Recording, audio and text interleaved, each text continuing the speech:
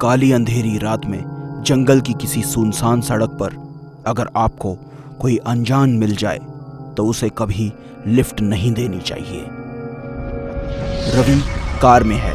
Car जंगल के रास्ते से गुजर रही है।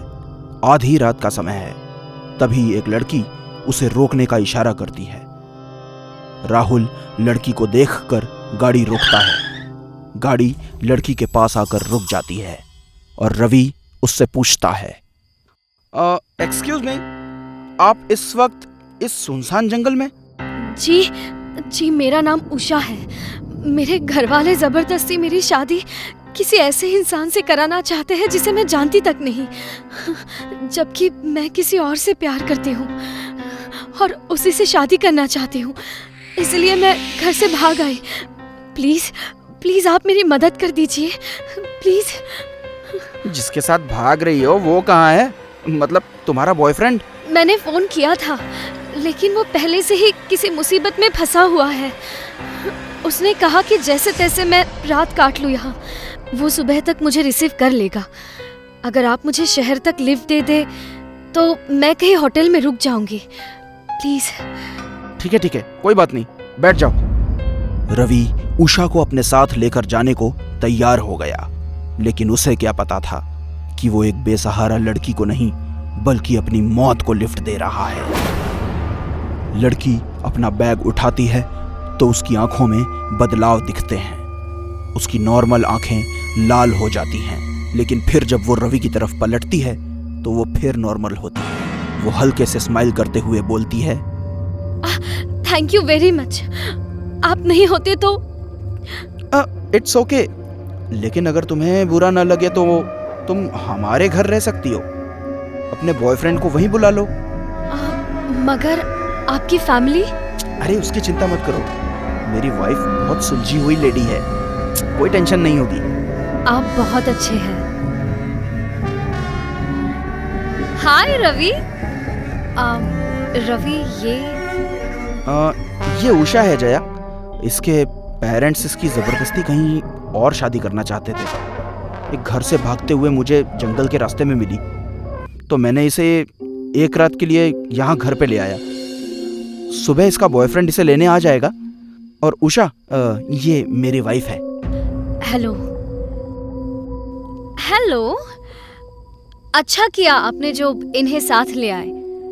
आइए ना, अंदर आइए और जल्दी से हाथ मुंह धो लीजिए। मैं खाना गर्म करती हूँ। अनु और अनमोल भी खाना खाने के लिए इंतजार कर रहे हैं। जाइए। रवि ने पहली गलती तब की थी जब उसने एक अनजान लड़की को लिफ्ट दी, और उसकी दूसरी गलती तब हुई जब उस लड़की को वो अपने घर तक ले आया। ऐसा करके रवि ने अपने साथ साथ अपने परिवार को भी मुश्किल में डाल दिया था। हाय बच्चों। हाय। चलो खाना शुरू करो। जल्दी से खा लो बच्चों, वरना मैं खा जाऊंगी। हाँ मम्मी, वो आंटी अच्छी नहीं है। क्यों? क्या हुआ? मम्मी, वो चुड़ैल है। अनु, अनमोल, ऐसा नहीं कहते। वो हमारी मेहमान है ना। नहीं मम्मी, दीदी सही कह रही है। उनकी आंखें। बच्चों, बहुत हो गया, सो जाओ। ओफो, इस लाइट को भी अभी जाना था। बाहर तो सबके घरों में लाइट है, सिर्फ हमारे यहाँ ही लाइट नहीं है। लगता है फ्यूज ढीला हो गया है। मैं जरा देख कर आता हूँ। रवि जाने के लिए उठने लगता है कि तभी मौत का खेल शुरू हो जाता है। बिना लाइट के ही सीलिंग फैन स्पीड से चलने के कारण सभी घबरा जाते हैं। रवि, जरा देखो, ये पंखा बिना बिजली के कैसे चल रहा है? मेरी तो कुछ समझ में ही नहीं आ रहा है, क्या हो रहा है ये?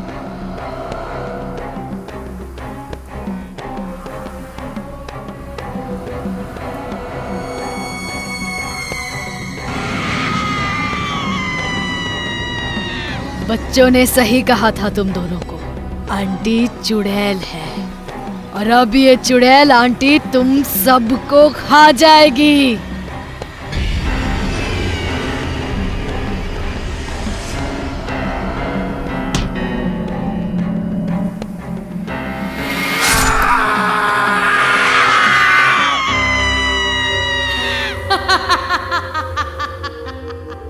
लोगों की मदद करना बहुत अच्छी बात है, लेकिन किसी भी अनजान को मेहमान बनाकर घर में कभी नहीं लाना चाहिए, क्योंकि कोई भी कभी भी खूनी मेहमान बनकर आपके परिवार को खत्म कर सकता है।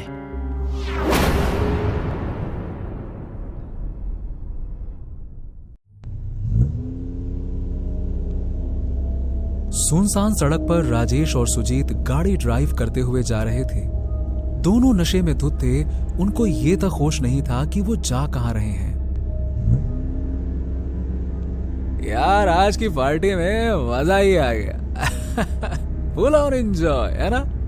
हाँ, फुल ऑन एंजॉय। यार शराब कबाब तो दोनों थे, बस एक ही चीज की कमी थी।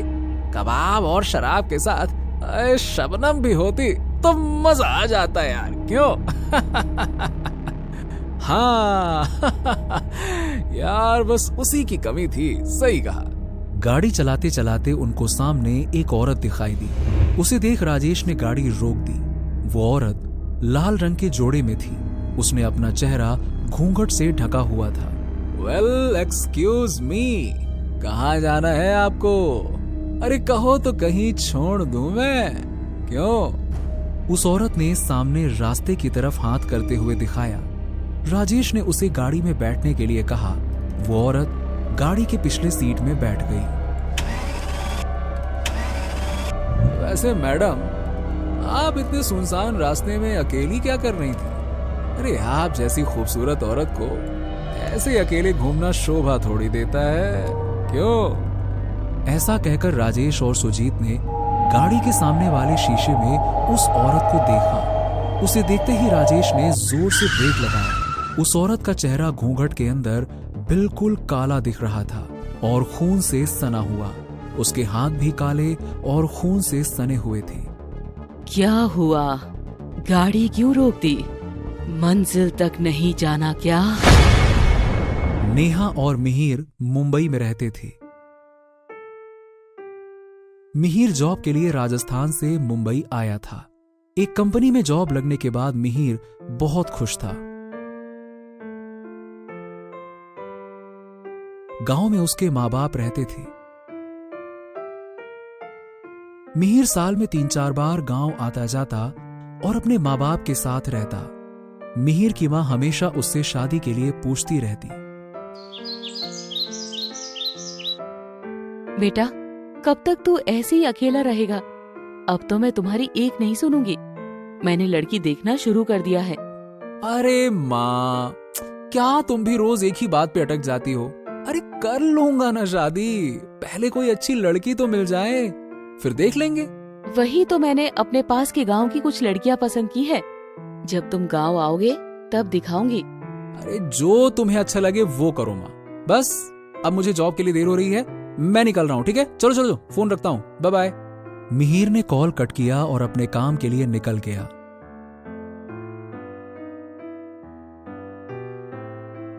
ऑफिस पहुंचने के बाद उसने देखा कि एक नई लड़की ने जॉब ज्वाइन की है। मिहिर ने जब पहली बार नेहा को देखा, वो तभी उसे पसंद आ गई थी। धीरे धीरे मिहिर और नेहा के बीच अच्छी दोस्ती हो गई। अब वो दोनों साथ ही काम करते, लंच करते। मिहिर घर जाते जाते नेहा को भी अपने बाइक से उसके घर पे ड्रॉप करता। देखते ही देखते नेहा भी मिहिर को पसंद करने लगी थी, लेकिन दोनों ही अपने मन की बात एक दूसरे को नहीं बता रहे थे। एक दिन मिहिर ने तय किया कि वो नेहा को प्रपोज करेगा। बाद में जो होगा देखा जाएगा। नेहा, मैं बहुत दिनों से ना तुमसे एक बात कहना चाहता हूं। आई डोंट नो तुम कैसे रिएक्ट करोगी, बट मुझे लगता है कि अब कह देना चाहिए। मैं तुमसे बहुत प्यार करता हूं। क्या तुम मुझसे शादी करोगी? नेहा ने सर हाँ में हिलाते हुए कहा। मुझे लगा था कि शायद अब बूढ़े होने तक मुझे तुम्हारे प्रपोजल का वेट करना होगा। दोनों ने मुंबई में ही शादी कर ली। मिहिर ने गांव में कॉल करके अपने परिवार को ये खुशखबरी दी। अरे हम सब बहुत खुश हैं बेटा, बहुत खुश हैं। बस तुम दोनों अपना ख्याल रखना। और हाँ, अरे बहू को जल्दी गांव से लेकर आ। अब हमसे भी तो मिलवाएगा कि नहीं मिलवाएगा, क्यों? हाँ बाबूजी, जैसे ही हम दोनों को छुट्टी मिलती है हम वापस आ जाएंगे, ठीक है? एक दिन जब मिहिर और नेहा सो रहे थे तब मिहिर को बहुत बुरा सपना आया और वो हड़बड़ाते हुए नींद से जाग गया। उसने देखा कि अभी रात के 3 बजे हैं और नेहा बड़े शांति से सो रही है। उसने ज्यादा कुछ नहीं सोचा और चुपचाप सो गया। कुछ हफ्तों बाद मिहिर और नेहा को कुछ दिनों की छुट्टी मिल गई। दोनों ही गांव जाने के लिए निकल गए। मिहिर, मैं बहुत खुश हूँ। फाइनली मैं आज सबसे मिलूंगी। मैं भी। अरे माँ बाबूजी तो कब से हम दोनों का वेट कर रहे हैं कि आओ बेटा, देखे तो सही कैसी बहुरिया लाए हो। मिहिर और नेहा को बीच रास्ते में ही रात हो गई। ओफो, अगर हम ऐसे ही जाते रहे तो हमें बहुत देर हो जाएगी। एक काम करते हैं, आगे जाकर ना एक बीच का रास्ता है, वहां से जाते हैं, जल्दी पहुंच जाएंगे। तभी मिहिर की माँ का कॉल आता है। बेटा, तुम कहाँ हो दोनों? इतनी देर क्यों हो रही है? हेलो हेलो, हाँ माँ, हाँ हम बस पहुंच ही रहे हैं। अरे हेलो, मैं दुद्दू गांव के हाईवे पर हूँ। हाईवे? बेटा, वहां से क्यों आए तुम? वहां से मत आओ बेटा, मेरी बात सुनो। कॉल कट जाता है। अरे यार, इस मोबाइल को भी अभी बंद होना था। उस सुनसान हाईवे पर जाते वक्त अचानक चमगादड़ मिहिर की गाड़ी के सामने से बड़ी तेजी से चला गया। मिहिर ने घबराकर जोर से ब्रेक मारा। ये क्या था मिहिर? पता नहीं, हो सकता है कि शायद कोई पंछी होगा। चलो आगे चलते हैं। ऐसा कहकर मिहिर ने गाड़ी आगे बढ़ा दी। आगे जाकर उन दोनों को एक औरत रोड के साइड में खड़ी हुई दिखाई दी। मिहिर ने गाड़ी रोकी। उसने देखा कि एक औरत लाल रंग के जोड़े में है और घूंघट से अपना चेहरा ढका हुआ है। आप कहाँ जाना चाहती है? उस औरत ने सामने की ओर इशारा किया। वो औरत पीछे वाली सीट पर बैठ गई। मिहिर ने गाड़ी शुरू की और थोड़ा आगे जाने के बाद मिहिर ने जब पीछे वाली सीट पर देखा तो वहां कोई नहीं था। मिहिर ने घबराकर जोर से ब्रेक मारा। क्या हुआ मिहिर? जरा आराम से, गाड़ी क्यों रोक दी? नेहा, नेहा, वो औरत जो अभी पीछे गाड़ी में बैठी थी, वो कहां गई? नेहा ने पीछे मुड़कर देखा तो पीछे वाली सीट खाली थी। वो दोनों बहुत डर गए। मिहिर ने बिना वक्त गवाए गाड़ी शुरू की, लेकिन वो औरत उनकी गाड़ी के सामने थी। मिहिर और नेहा गाड़ी के बाहर आए। कौन हो तुम? अचानक से कैसे गाड़ी के अंदर से गायब हो गई और अभी सामने खड़ी हो? कौन हो? मिहिर और कुछ बोल पाता उससे पहले ही उस औरत ने मिहिर की गर्दन पकड़ ली और उसे हवा में उठा लिया। मिहिर अपने आप को छुड़ाने की कोशिश करता रहा। नेहा ने उस औरत को पकड़ने की कोशिश की, लेकिन उसने नेहा को धक्का दे दिया। नेहा ने उस औरत से कहा, प्लीज प्लीज मेरे पति को छोड़ दो, मत मारो उसे। कम से कम मेरे बच्चे के लिए तो मेरे पति को मत मारो, प्लीज। बच्चे का नाम सुनते ही उस औरत ने नेहा की ओर देखा और मिहिर को छोड़ दिया। नेहा ने देखा कि उस औरत की आंखों से खून के आंसू आ रहे हैं। वो औरत एक डरावनी आवाज निकालकर रोने लगी और अगले ही पल वहां से गायब हो गई। मिहिर, तुम ठीक तो हो ना मिहिर? हाँ, मैं ठीक हूं नेहा, लेकिन तुमने बताया क्यों नहीं कि तुम प्रेग्नेंट हो? मुझे भी 2 दिन पहले ही पता चला। मैंने सोचा ये खुशखबरी मैं तुम्हें अपने घर गांव में जाकर दूंगी। माँ बापूजी की खुशी भी दुगनी हो जाएगी। लेकिन ये तो कुछ और ही हो रहा है। ये सब क्या था? कौन थी ये औरत? मुझे भी नहीं पता नेहा, लेकिन अब हमें यहाँ नहीं रुकना चाहिए, तुरंत चलना चाहिए। जल्दी चलो, चलो गाड़ी में बैठो। सुबह की पहली किरण निकल चुकी थी। मिहिर और नेहा गाड़ी में बैठकर अपने गांव जाने के लिए निकल गए। गांव पहुंचकर उन्होंने सारी बात अपने परिवार वालों को बता दी। बेटा, जो तुम्हें औरत मिली थी उसे आज तक कई लोगों ने देखा है। लोग तो कहते हैं कि कई लोगों की वो जान भी ले चुकी है। लेकिन पिताजी, ऐसा क्यों? और वो औरत है कौन? मिहिर के पिता ने बताया, देखो बेटा, कई सालों पहले जब लड़का और लड़की की शादी उनकी छोटी उम्र में ही हो जाती थी ना, तो ऐसी ही प्रथा थी दुद्दू गांव में, और ऐसे ही 2 साल की लड़की की शादी 5 साल के लड़के से तय हुई थी। लेकिन यह बात ना लड़की की मां को बिल्कुल भी अच्छी नहीं लगी। वो इस शादी से खुश नहीं थी। उसने अपने घर वालों को समझाने की बहुत कोशिश की, पूरा जी जान लगा दिया, मगर उसके घर वाले नहीं माने। तो उसने अपने सामने कोई रास्ता ना देखकर वो मां अपनी बेटी को लेकर अपने घर से भाग गई। अब जिस हाईवे पर वो तुम्हें मिली, उसी हाईवे पर एक गाड़ी से टकराकर उस मां बेटी की मौत हो गई। और कहते हैं कि तब से उसकी आत्मा उसी हाईवे पर भटक रही है और आने जाने वाले लोगों को दिखाई देती है। लेकिन पिताजी, उसने मुझे छोड़ क्यों दिया? शायद तुम्हारे बच्चे की वजह से।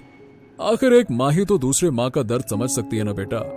और नेहा ने जब बच्चे की बात की तो शायद उसके मन में ममता जाग गई हो, और उसने भी अपनी जान तो अपनी बेटी के लिए ही गंवाई है ना, बस। अपने ससुर की बात सुन नेहा के मन में उस औरत के प्रति एक भावना तो जाग उठी थी, लेकिन उस औरत का डर अभी भी नेहा के मन में बना हुआ था। इसीलिए शायद वापस मुंबई लौटते वक्त वो उस रास्ते से नहीं गई।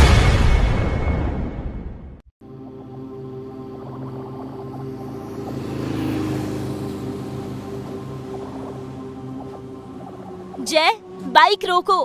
क्या हुआ? रोको। अरे अब बताओ भी। तुम रोको तो सही। तुम्हें पता है, यहाँ पास में एक बेर का पेड़ है जिसके बेर बहुत ज्यादा मीठे हैं। क्यों ना कुछ बेर तोड़कर हम भी ले चले? अरे इतनी रात को कौन बेर तोड़ता है मेरी माँ? कहीं जंगली जानवर आ गए तो? हम कल सुबह आ जाएंगे। कल नहीं, हम आज और अभी बेर तोड़ेंगे। Okay Baba, let's go.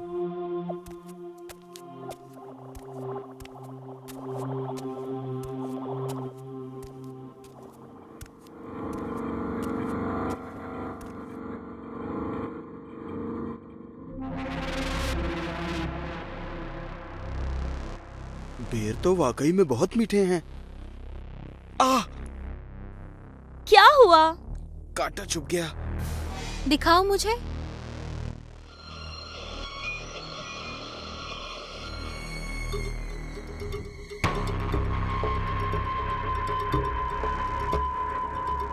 Reeba, क्या हुआ तुम्हें? रीबा, रीबा क्या हुआ? क्या हुआ?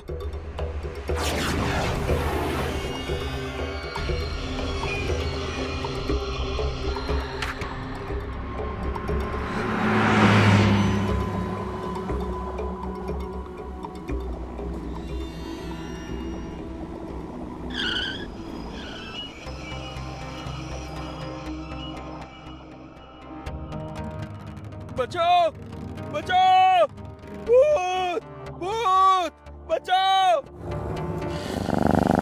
बचाओ! बचाओ!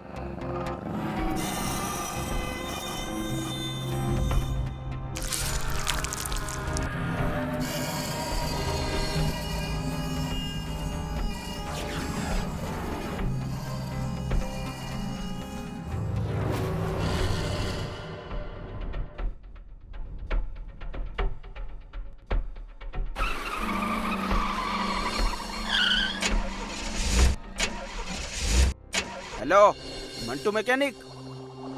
मेरी car bank manager Shyam ji के बंगलों के सामने बंद पड़ गई है। हाँ, ठीक है, ठीक है, मैं लोकेशन भेज रहा हूँ।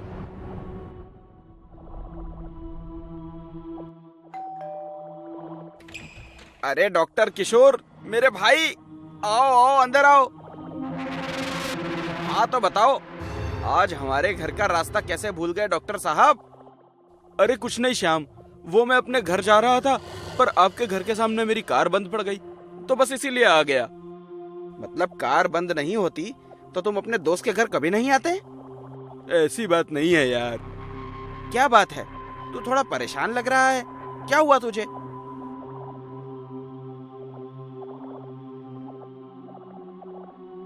नमस्ते डॉक्टर किशोर। क्या अंजलि भाभी, आप भी? डॉक्टर मैं दूसरों के लिए हूँ, अपनों के लिए तो मैं सिर्फ और सिर्फ किशोर हूँ। सो प्लीज आप लोग मुझे किशोर ही बोला कीजिए। अरे भाई, अब हम डॉक्टर को डॉक्टर नहीं बोलेंगे तो क्या कंपाउंडर बोलेंगे? क्यों अंजलि? बिल्कुल सही कहा आपने। ओके बाबा ओके, आप लोग जीते मैं हारा। आप लोगों को जो बोलना है बोलिए।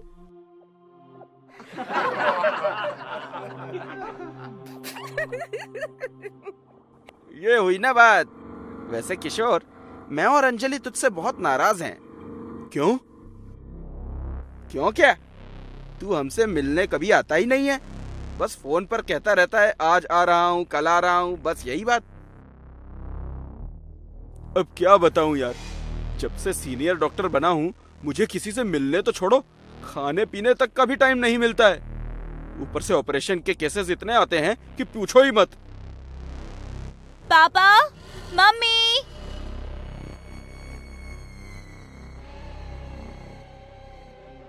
रीबा बेटी, इनसे मिलो, ये किशोर अंकल हैं। नमस्ते किशोर अंकल। नमस्ते। रीबा बेटा, तुम तो कल आने वाली थी, तो आज अचानक कैसे? मम्मी, वो क्या है ना कि मैं आप लोगों को सरप्राइज देना चाहती थी, इसलिए छोटा सा झूठ बोला कि कल आऊंगी, जबकि मैं आज ही आने वाली थी। मम्मी, मुझे बहुत जोर की भूख लगी है, जल्दी से मेरे लिए कुछ बना दो ना। कोई नहीं, अभी बना देती हूँ।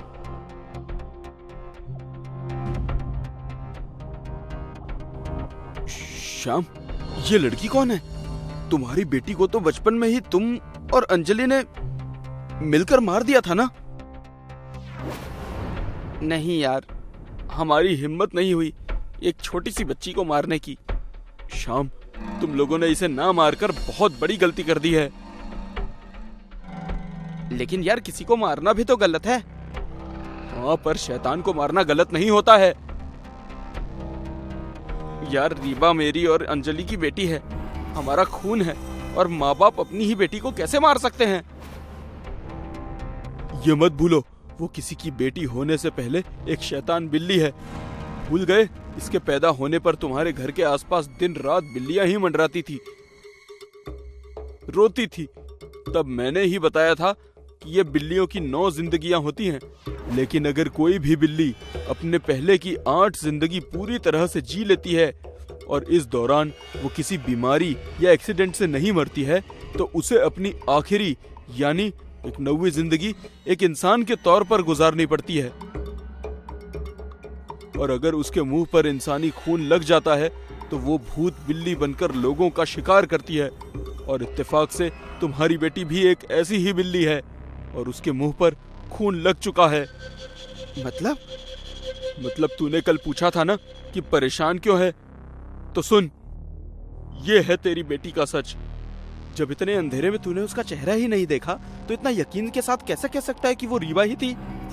चेहरा नहीं देखा, लेकिन उसके पहने हुए कपड़े देखे हैं मैंने, और वो उसी तरह के कपड़े पहने थे जैसे रीबा ने पहने हुए हैं। मैं नहीं मानता तुम्हारी बात, मेरी बेटी किसी को नहीं मार सकती। देख यार, मैं समझ सकता हूँ तुम्हारी फीलिंग्स को, लेकिन जो सच है वो सच है। हो सके तो उसे छोड़कर कहीं दूर चले जाओ। किसे छोड़कर दूर जाने की बात कर रहे हैं किशोर अंकल? किसी से भी तो नहीं बेटी। ये लीजिए आप लोगों की अदरक वाली गर्मा गर्म चाय और नाश्ता। अब मैं चलती हूँ किचन में मम्मी का हाथ बटाने। यार, तुम्हारी बेटी ने अगर हमारी बात सुन ली होगी तो अनर्थ हो जाएगा। टेंशन मत ले, उसने नहीं सुना होगा। तू चाय पी। माफ करना यार, मुझे अब जाना होगा। बचाओ, बचाओ!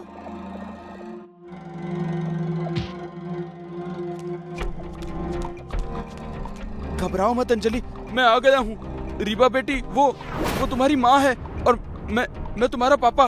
बेटी, अपनी माँ को छोड़ दे, जाने दे उसे। श्याम, वो तुम्हारी बात नहीं सुनेगी। उसके मुंह में इंसानी खून का स्वाद लग चुका है। उसे अब सिर्फ खून चाहिए, फिर चाहे वो कोई भी हो। अंजलि! मेरी बेटी ने अपनी ही माँ को मार दिया। श्याम, संभालो अपने आप को, ये रोने का समय नहीं है। अगर आज तुम कमजोर पड़ गए तो ये भूत बिल्ली सारे इंसानों को मार डालेंगी। इसलिए प्लीज मुझे बताओ, वो मंत्र वाला हथियार जिसे मैंने तुम्हें इसे मारने के लिए दिया था वो कहाँ है? वो हॉल में आज भी दीवार पर टंगा हुआ है।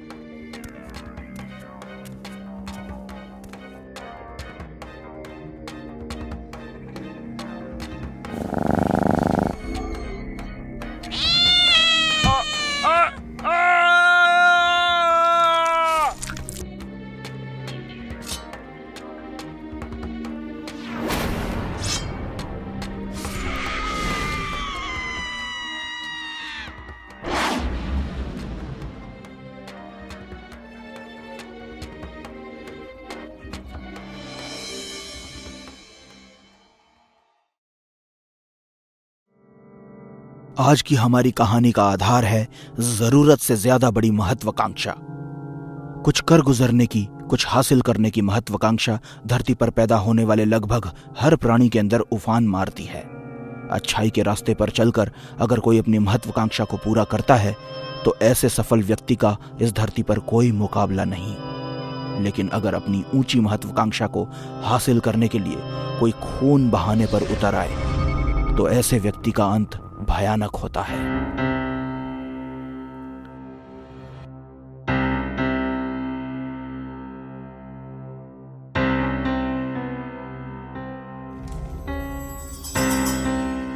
तुम्हें क्या लगता है बॉस ने हम दोनों को एक साथ क्यों बुलाया होगा?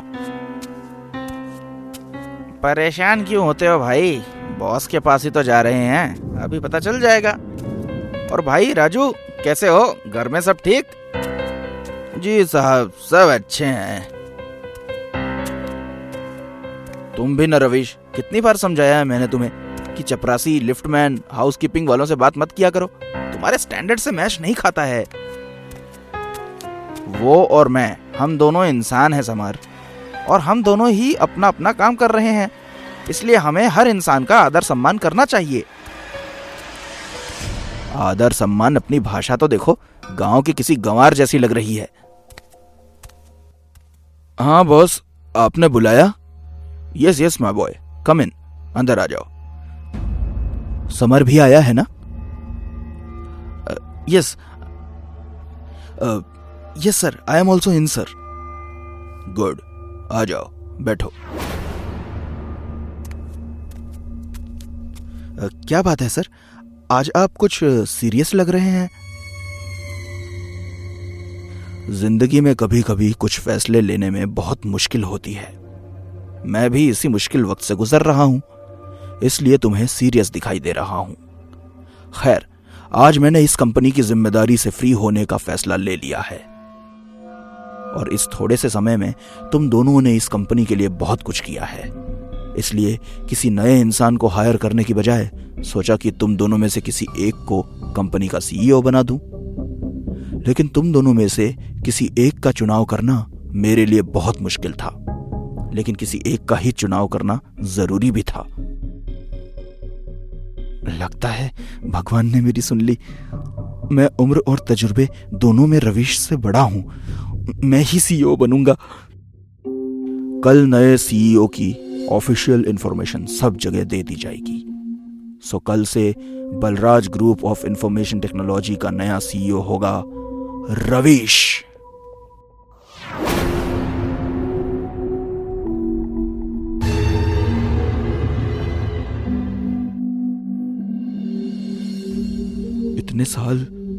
इतने साल इस कंपनी को जिस पोजीशन के लिए दिए, वो पोजीशन इतनी आसानी से अपने हाथ से जाने नहीं दे सकता मैं, चाहे मुझे इसके लिए रवीश की जान ही क्यों न लेनी पड़े।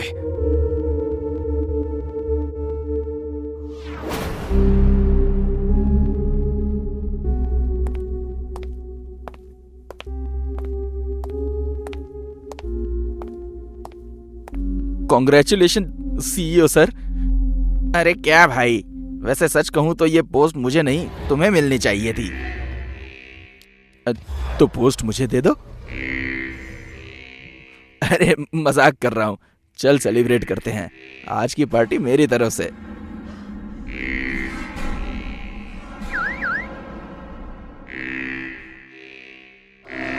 अरे मगर यूं अचानक, मेरी गाड़ी आजकल लाइफ में बहुत कुछ अचानक हो रहा है। तुम सीईओ भी तो अचानक ही बन गए, तो ये पार्टी अचानक क्यों नहीं हो सकती? आज सिर्फ तुम और मैं और मेरी याच। जैसा दोस्त का मन, चलो।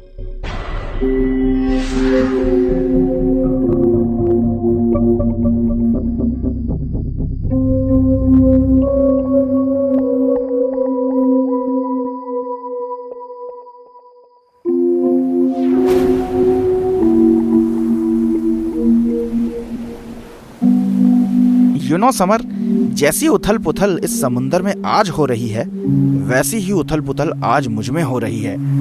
इस पोजीशन पर तो मुझे पहुंचना ही था, मगर यह सब इतनी जल्दी हो जाएगा सोचा नहीं था। वक्त ने मेरी किस्मत बदल दी यार, और मेरी किस्मत पलट दी।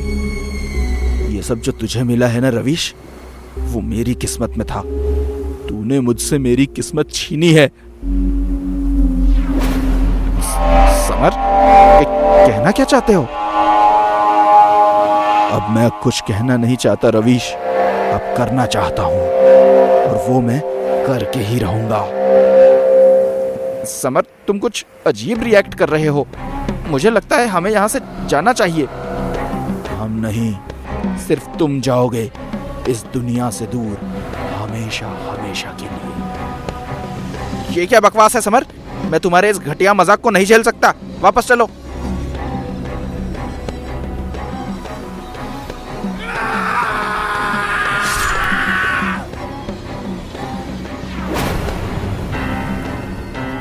इंटरनेशनल कंपटीशन में सेकंड पोजीशन आई थी मेरी। समर की अति महत्वाकांक्षा ने रवीश की खुशी तो छीनी ही, वहीं उसे मारकर उसका यमदूत भी बन गया। हर किसी के साथ प्यार से व्यवहार करने वाले रवीश की मौत ऐसे भी होगी, ये किसी ने तो क्या, खुद रवीश ने भी नहीं सोचा था। वो अब मर चुका था।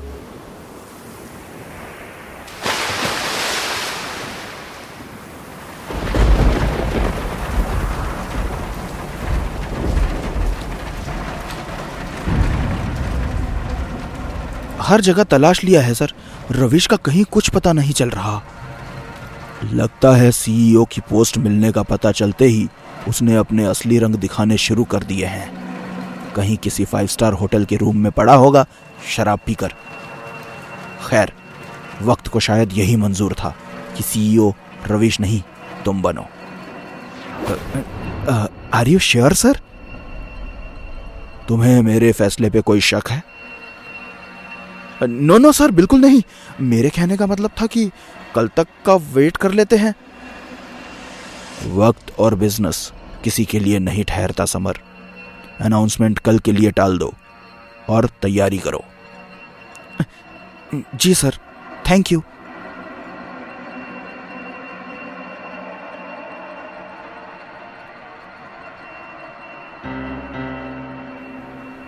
ओम त्र्यंबकं यजामहे सुगंधिं पुष्टिवर्धनम् उर्वारुकमेव वन्धनान् मृत्योर्मोक्षीयमामृतात्। ओम।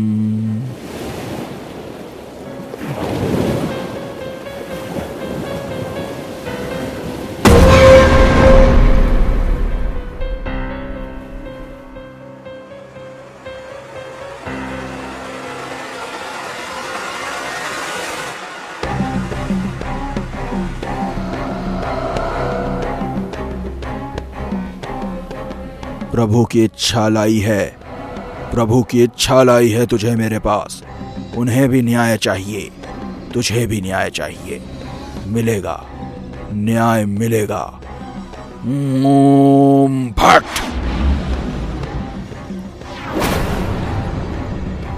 ओम ह्रीं क्लीं चामुंडाय विच्चे। ओम भट। ओम ह्रीं क्लीं चामुंडाय विच्चे। ओम भट।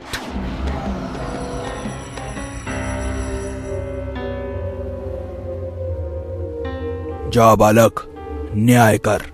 न्याय मिलते ही वापस अपनी दुनिया में चले जाना।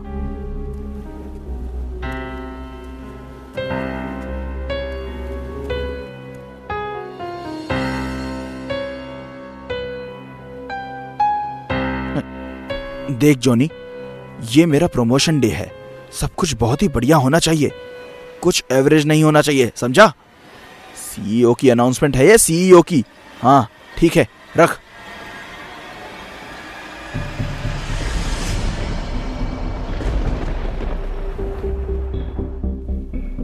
रवीश, वो यहां कैसे आ सकता है? नहीं, ये नहीं हो सकता, ये नहीं हो सकता। हैरान है कि मैं यहां कैसे आ गया? हाँ हाँ, तुम तो मर चुके हो। फिर मरने मारने का हक तेरे पास नहीं है, ऊपर वाले के पास है। उसी ऊपर वाले ने मुझसे कहा कि सिर्फ मेरा ही वक्त पूरा नहीं हुआ है, मेरे दुश्मन दोस्त का भी वक्त पूरा हो गया है, जिसने तुझे अपनी स्वार्थ भरी महत्वाकांक्षा के चलते मार दिया। मेरे परिवार के बारे में जरा सा भी नहीं सोचा।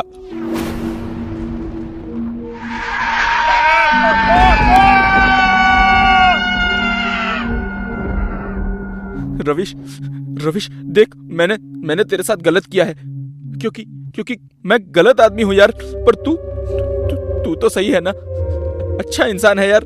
मैंने तेरे परिवार के बारे में नहीं सोचा, पर तू तो मेरे परिवार के बारे में सोच। माफ कर दे भाई, माफ कर दे। मैं माफी देने वापस नहीं आया, तुझे साथ ले जाने आया हूं। चल। नहीं, ये नहीं हो सकता, मैं कहीं नहीं जाऊंगा। मैं सीईओ बन चुका हूं, मैं कहीं नहीं जाऊंगा।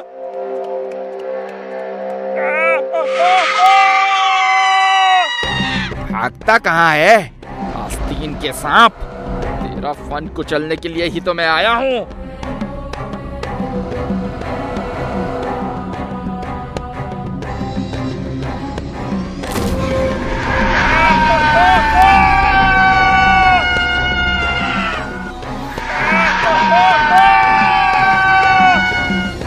लालच, जलन और स्वार्थ से भरी सभी महत्वाकांक्षाएं हमेशा से बुरी होती हैं। ऐसी महत्वाकांक्षाओं में अक्सर खून की नदियां बहती हैं। अगर आपके दिल में भी साम दाम दंड भेद की नीतियां अपनाकर आगे बढ़ने की महत्वाकांक्षा है तो उसे त्याग दो, वरना आघोरी कभी भी न्याय करवा सकता है।